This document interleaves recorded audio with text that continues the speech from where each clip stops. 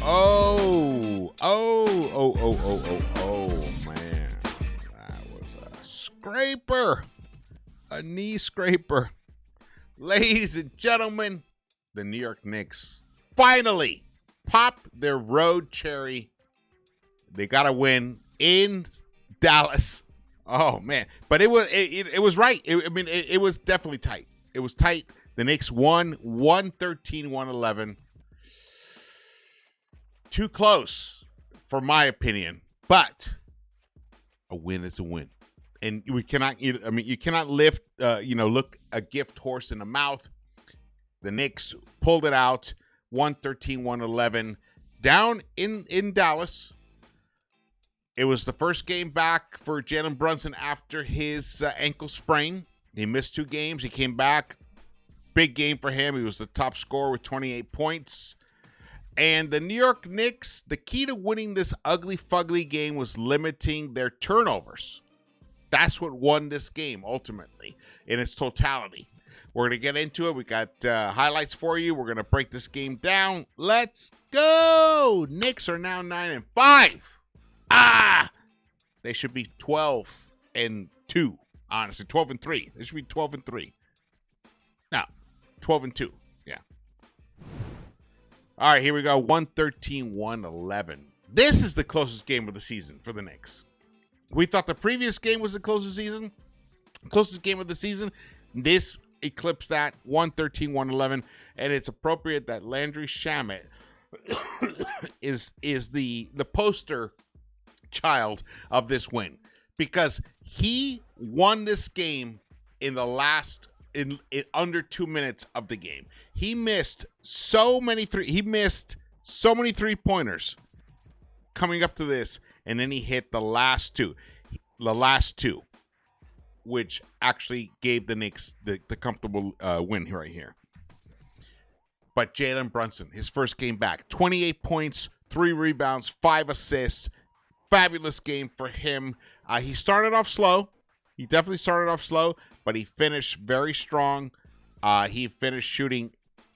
Oh, man. Well, that's in the third quarter, he hit 5 of 6. 5 of 6. But for the totality of the game, he came through with a fairly efficient game for him. He finished 11 of 23, 2 of 7, 4 of 6 from the free throw line. Okay, we'll take it. 5 assists, 4 personal fouls, 28 points, but he was a plus 13. Plus 13 for him. This is why the Knicks need him. I mean, we are fully dependent upon him. We can definitely win some games without him here and there. There's no doubt we could survive 10 games without him. Maybe we're like a 500 team. Maybe we win 7 of 3, maybe 6 of 4 without him. But with him, we could be 10-0. That's how great he is.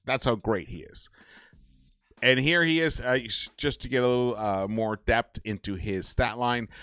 Brunson returns, and Knicks get first round win of season 113-111. First win of the season on the road. First road win of the season. It should have been in Miami, but this is it. It just shows how they're getting closer. Once the Knicks start racking up road win after road win after road win, then we know we have a serious team in orange and blue. I mean, I already feel we do. I know the Doug Moe, ratio for how to judge teams early in the season, which is you subtract home wins from road, or it's the other way around. Home losses by road wins, whatever it is. But here it is. The Knicks pulled this game out, and a lot of it, major reason was because of Jalen Brunson. 28 points. 11 of 23, though. Not the most efficient. 5 assists. But in terms of actual full impact in this game, Gershon Yabusele, he was a plus 15 tonight. He was the plus minus leader in the game tonight. You can see it right here. He only scored 4 points, but his plus 4 It's plus 15, should we say. Even though he only got 2 rebounds, he was 0 for 5 from the three-point line. Imagine when his shot starts dropping.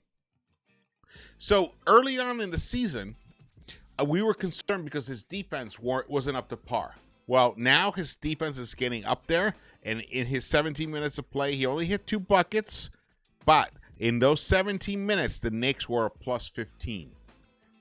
Once he starts making his buckets, which he will, it's going to come, then that's a whole other weapon, like, stored in the Knicks' arsenal when they're going into battle. I cannot wait for this to happen, but tonight, Yabusele had he had an excellent game tonight. Yabusele, he got a block early on in that second quarter. He came out, he subbed in early with Josh Hart in the first quarter, and the Knicks were able to hack down. They were down 5. Dallas was up 11-6, and by the end of that first quarter, it was only 25-24. And a big reason for that was Yabusele.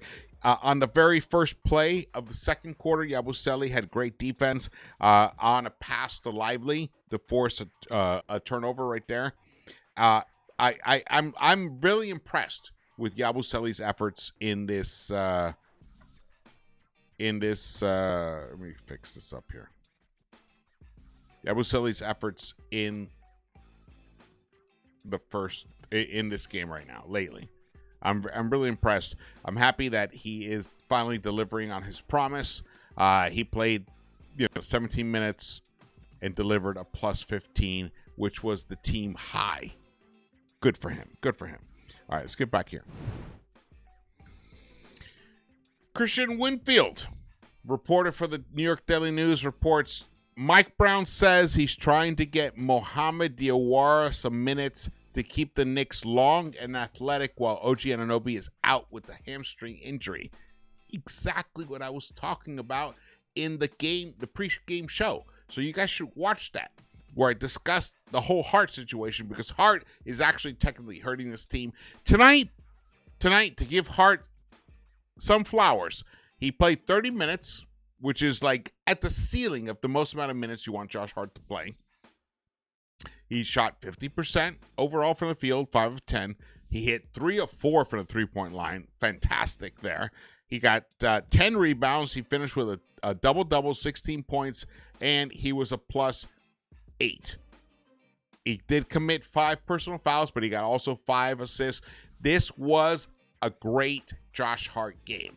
But the previous game was, a terrible Josh Hart game. We cannot seesaw back and forth. He needs to be limited. Like, I think 30 minutes is still too much. 25 and under 25 minutes should be the max for Josh Hart on the court. Once he plays more than that, I agree that his positive impact on the game disappears. He needs to play less than 25 minutes per game for him to be at his optimum impact level for the New York Knicks. But tonight, he got away with it. 30 minutes, 50% shooting. Fantastic for him. You can see it right here. Right here. You can see it right here. Look at this. Very, very sexy stat line for him. Double-double on 50% shooting. So, beautiful. Beautiful. One of the reasons the Knicks were able to pull this game out. Yes, one of the reasons. Here are the Eastern Conference standings right now. The Knicks are now 9-5. They're went from 4th to 3rd right now. They got over the Cleveland Cavaliers, who have played 2 more games than the Knicks.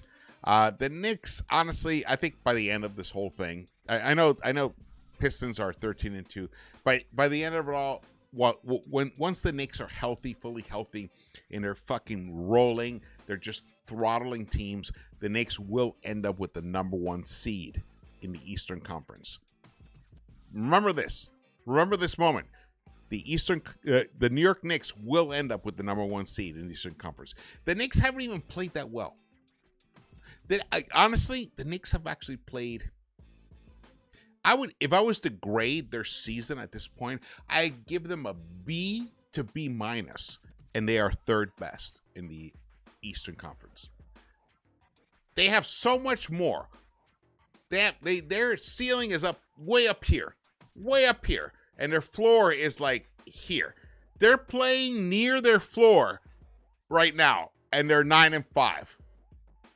So, get ready, Eastern Conference. The Knicks are coming for you.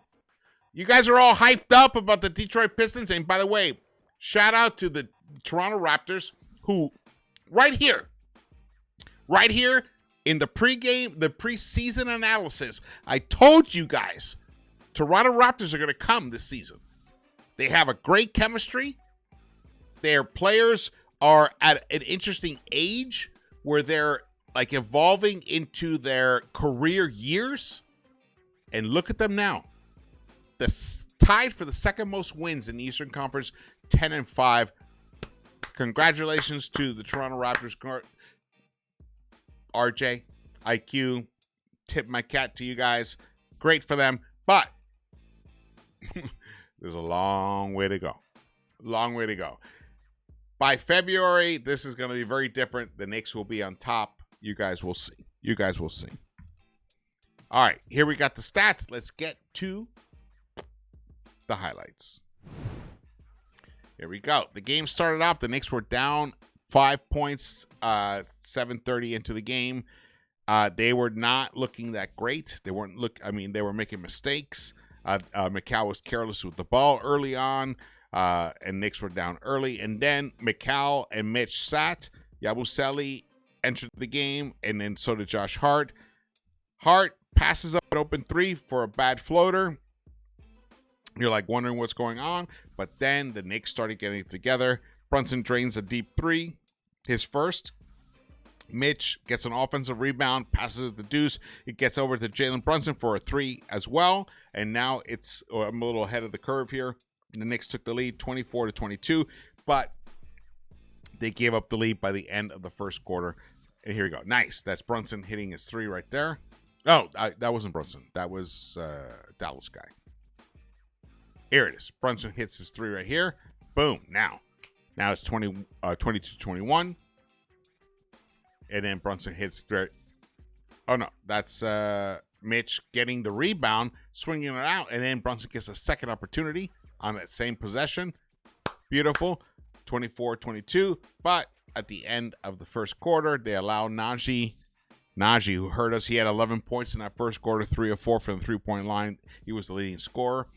And then you go into the second quarter, and the Knicks never looked that good. They never had like a really good, solid stretch in this game where they're like had any control of this game. Now, Deuce gets in there for a nice little reverse. Knicks were forcing shots. They like rush shots, but Yabusele looked, played some good defense early on a pass to Lively. So now, it's a tight game. It was a pretty tight game throughout. Honestly, it was a really tight game throughout. The biggest lead in the game was 8 points for the Knicks, and the biggest lead for the Mavericks was 7. There were 16 lead changes, and like the longest run was less than double digits, 8-0. Clarkson, nice game for him. I really respected what Clarkson was doing tonight. He finished with Clarkson was in 20 minutes, 8 points. He was a +2, 4 total rebounds. I thought he had a decent game. So now the Knicks are down 5 in that second quarter. Nice little pass to McCall. I love that. The Knicks finished up 52-50 in that first half. The second quarter, they took care of this game, but they were not shooting that well. They only shot 13% from the three-point line, 3 of 22 in that first half, even though they went into the locker room up by 2, 52-50.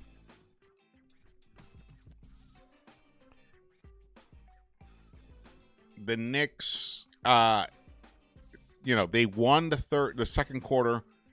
They tied the third quarter 35-35, and they tied the fourth quarter 26-26. So really the story was the extra 3 points. that the Knicks gathered in this second quarter that we're watching right now. Because the Mavericks they battled. Even though they were without Cooper Flagg, they were without Anthony Davis, they were without Kyrie. They battled and battled. You got to tip your cap to them for staying in this game. And here begins the third quarter. And the third quarter ended. The Dallas Mavericks bench completely dominated the Knicks bench. They by 25 points, 64-39. The fast break points went the Knicks' way, 16-13. The points in the paint also went the Knicks' way, 44-30. And the points off turnovers went the Knicks' way, a +4 for New York, 17-13. So in those hustle points, the Knicks were the winners. Whoa! Give you a little vertigo right there. Look at this. The Knicks are down 59-56 in that third quarter. Because the Knicks could not shoot from three. It was very, very frustrating from three. The 20 turnovers that the Mavericks had ultimately probably cost them the game. But that's a shout out to the Knicks defense. Even though the Mavs were the 5th rated defense, the 5th best defense in the NBA going into this game, the Knicks defense stepped up tonight to take care of business. Beautifully done. Beautifully done for the Knicks. Here we are midway through the third quarter. It's 65-64. Brunson starts heating up right here in this third quarter. I believe Brunson had 12 points in that third quarter, 5 of 6. And D'Angelo Russell answered back with 14 points for him, 6 of 7, and he hit 2 3-pointers. The 3-point shot kept the Mavericks around in this game. The Knicks built up a 6-point lead, but the Mavericks wouldn't let it go. They cut it down to just 2 with under a minute left and then tied the game right there. No, actually, that was Cat who pulled it up to 4 points. Sorry. But here comes D'Angelo, hits a 3, and now it's 84-83 with less than 30 seconds left. Now, beginning the fourth quarter, it's a 2-point game. D'Angelo hits a 3-point bucket. Now they took the lead back 90-89. And now it's 93-91 with 6+ minutes left. And boom, a 3-pointer. I can't remember who hit that. But Deuce then catches fire. Deuce hits his third 3 in a row. He was 0 for 6 by that point. But in the fourth quarter, this is the mark of a gamer. Then he hits 3 3-pointers in a row to get this Knicks back in this game. Now we're down 4 points with about half a quarter left. And Josh Hart hits a 3, who I have busted him. I don't think he should play as many minutes as he's been playing. But, you know, when he's wide open, he's willing to take that shot. It's a beautiful thing because I know he can hit it. So now the Knicks are down 3 with less than 4 to go.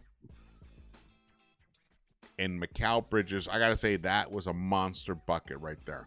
It ties the game. Knicks are down 2, under about a minute left, and then Landry fucking Shamet! Damn it, Shamet! Look at that! Let's go! Ties the game! Woo! And then, look, guess what happens? He does it again, ladies and gentlemen! That's right! He does it again! Landry Shamet! Beautiful!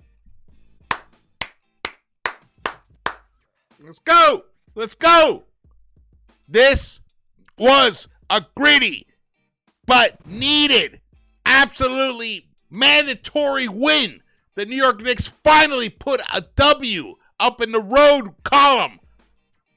This, not a great win, but a necessary win. Absolutely necessary win. Look, the Mavericks are an NBA team. They have NBA players. They have Klay Thompson, PJ Washington, Derek Lively, Max Christie, D'Angelo Russell, Daniel Griffin, Najee Marshall. These guys are quality players. Are they great players? No. Klay Thompson once was a great player. But at home, You can't sleep on them. So this is a solid victory. I wish it had been much more, a much clearer victory. Like it would have been nice, like a 123 to 111 victory. I would have preferred that. But it is what it is. The New York Knicks are now 9-5. Clearly right there in third position behind Toronto and Detroit. And I'll take it. It's the first win of the season. Let's go! Let's go! Yeah! All right. So here are the stats. You can see Towns was very frustrating for me tonight. Only 1 of 6 from the three-point line. I feel like he's thinking too much about when to shoot the three and when not. Just catch it, bro. Let it fly. You're a big, tall motherfucker. You're a great fucking shooter. Just let it, don't, should I drive? Should I shoot? Should I drive? Just let it fucking fly, bro. We need you to shoot 10 threes in a game. So just let it fly. Stop overthinking it. And then if you just feel like driving, then just drive. It's those half-second hesitations that cost you the productivity ultimately at the end of the possession. So just get over it. Get the fuck over it. Shoot it when you got it, or drive. One or the other. I mean, it's not that big a deal, bro. Just do it. You dominate both ways. If you fucking took care of business, this wouldn't even be this close a game. We would have won this by 20. Got to get out of your own head, bro. I don't know what's happening with Karl Anthony Towns right now, but wake the fuck up. We got business to do this season. We got a championship to win. And it depends on you, bro. Karl Anthony Towns. You need to wake the fuck up and realize that you have the makings of being a champion. You got the players around you. You got the structure around you. You got everything set up for you. Stop overthinking it. Look at Brunson. He comes back. He's like with a bad ankle. He looks like shit in the first half, but it keeps going because he believes in himself. You got to believe in yourself. Stop second-guessing yourself. Here we go. Knicks shot 29% from the three-point line, 44% overall, and they still somehow managed to win this game. The plus-minus was an interesting story. Mitch did not have a good game tonight for himself. Plus-minus wise. He was a minus 12, only 1 block. He only had 8 rebounds total, 3 points, played 22 minutes. I think that's the most this season, but he was a minus 12 tonight. He was the worst in plus-minus on the team. Now, that won't stay that way. I don't believe it. I think he's working through some things, and he needs help from his teammates to find him for some easier shots. But that said, I do think that Lively and Gafford definitely pushed him out of his comfort zone and made him work harder than he's used to working tonight. Diawara got in the game for about half a second. Yeah, 1 minute. No, 2 minutes. I would like to see him get more time. He finished a +1. Josh Hart, after all the thrashing I gave him in the pregame show, he finishes with a +8 in his 30 minutes of play. So good shout out to him for doing that. Brunson was a +13 tonight, and he was second best, and Yabusele was a +15 in his 17 minutes of play. The Mavericks, Derek Lively, 18 minutes, finished with 4 points, but he did get 10 rebounds. And this guy Williams, 9 points for him, 2 of 11. The Knicks did a great job. The only thing is the bench guys. Najee Marshall went off. He was fantastic. In 34 minutes, he scored 23 points, 7 of 11, 3 of 5 from the three-point line. And D'Angelo Russell, he contributed 23 points as well. And that was the reason that the Mavericks were able to stick around in this game. Here are the team stats. As you can see, the Knicks attempted 8 more field goals than the Mavericks. Fabulous. They got 5 more free throw attempts, but they barely made over 50%. They were 19 of 35. If the Knicks hit their season average, this is a plus double-digit win for the New York Knicks. I don't know what the fuck's going on. Cat missing free throws. It's just ridiculous. And even Brunson was missing free throws. But the Knicks won the offensive rebounding battle like they usually do, 16-10, but did not win the overall rebounding battle. They were a -1 in that. The assists, Knicks were 27 assists to Dallas 23. And the points conceded off turnovers, the Knicks won that battle. They were a +4. And in a 2-point game, that matters a lot. So, there you go. All right. Thank you so much for watching this. Again, follow me on social media right here. And so if you haven't subscribed yet, please do so. Turn on the notification bell. We are over 10,000 or 11,000 subscribers now. Yeah. 11,000 people are fans of this channel, and I love you all. Thank you so much for tuning in to hear these ramblings of this crazy Knicks fan right here who loves basketball. And I'm happy to be able to share my insights with all of you. And I do believe that the Knicks have a lot of growing up to do.